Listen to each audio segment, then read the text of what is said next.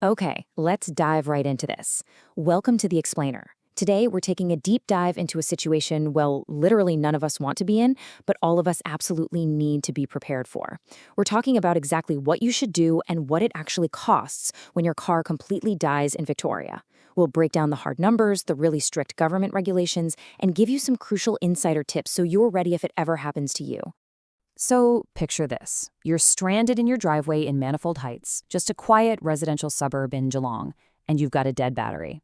Now, contrast that with having a sudden fender bender on a major chaotic Geelong highway.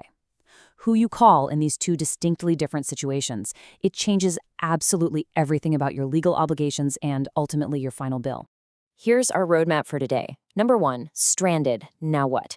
2, the roadside assistance route. 3, navigating towing costs. 4, regulated accident fees. And finally, 5, avoiding towing mistakes. Let's kick things off with Section 1, stranded. Now what? Defining your roadside emergency. Okay, so when your car suddenly stops, your very first step is diagnosis. Why? Because the underlying cause fundamentally dictates your next financial and legal move. It's literally a fork in the road. On one hand, you have a breakdown towing situation. Think mechanical failure, an overheated engine, a dead alternator, a flat tire. Here, standard roadside assistance applies, and you have the total freedom to shop around for a tow. But on the other hand, if your vehicle is undrivable because of a collision, you need accident towing. Standard roadside assistance strictly excludes this. You instantly fall under the jurisdiction of very strict Victorian government regulations, meaning only licensed accident tow trucks can legally even attend the scene. Moving on to Section 2, the roadside assistance route, where we'll explore standard breakdown coverage. Now, if you are dealing with a simple breakdown, let's look at RACV. They handle over 800,000 jobs a year, making them the dominant player in Victoria. They essentially offer 3 tiers based on how much you drive. First up, roadside care. It's just $12 a month, designed for local metro drivers, giving you up to 20 kilometres of metro towing. If you venture further out, extra care is $19.58 a month, which bumps your towing limit to 60 kilometres across metro and regional areas. And finally, at $27 a month, total care. This is for the heavy commuters, long-distance travellers, or if you're towing a caravan, giving you a massive 100-kilometre buffer. But what's actually kind of crazy here is that even the most basic plans offer a surprising safety net way beyond just a tow truck. They'll swap your flat tire, jumpstart you, or help replace a flat battery. If you literally run out of gas in Victoria, they'll bring you 5 liters of free fuel just to get you to a station. And my personal favorite, if you accidentally lock your keys in the car, they give you up to a $200 allowance for a professional locksmith. It's a comprehensive net designed to fix, about 8 out of 10 issues right there on the spot. Section 3, navigating towing costs. Paying out of pocket for standard towing. Right, so what if you don't have a membership, or say you need to tow your car 50 kilometers, but you only have that basic 20-kilometer plan? Well, for standard daytime towing, companies like the Sheen Group, a massive panel-beating and towing network in Victoria, calculate costs entirely based on distance. A short hop, so 1 to 10 kilometers, starts around $143.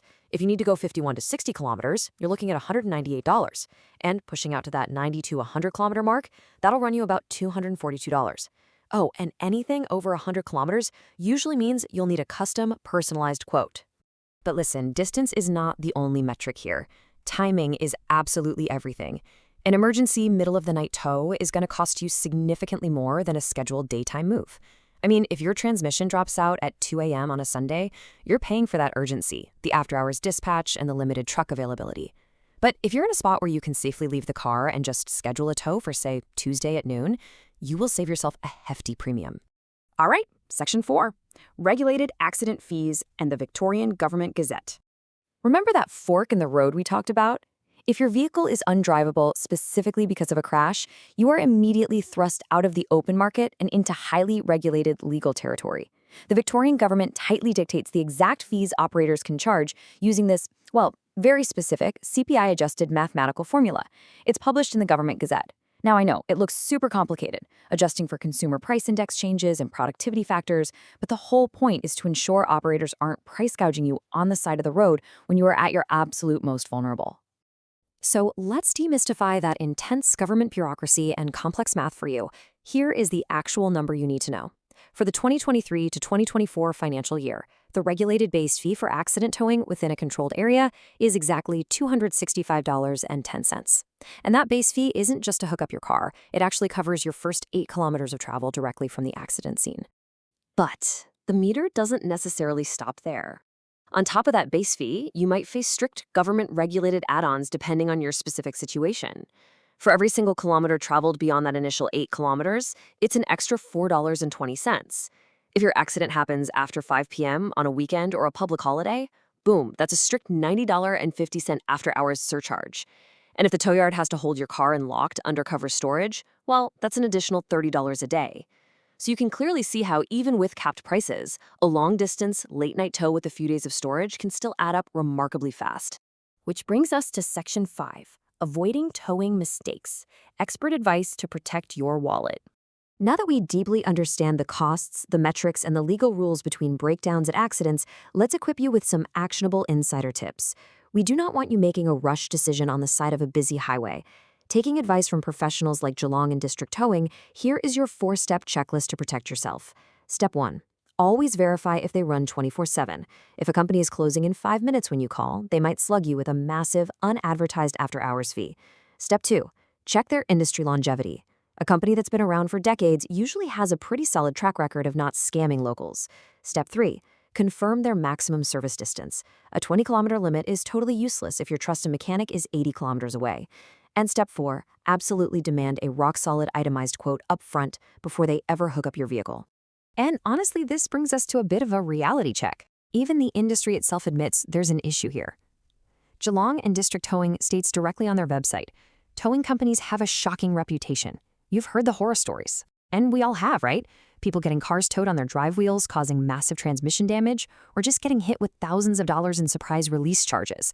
This is exactly why doing your homework, relying on a VAC-accredited member, or trusting your specific car insurer's recommendation is absolutely crucial for your peace of mind.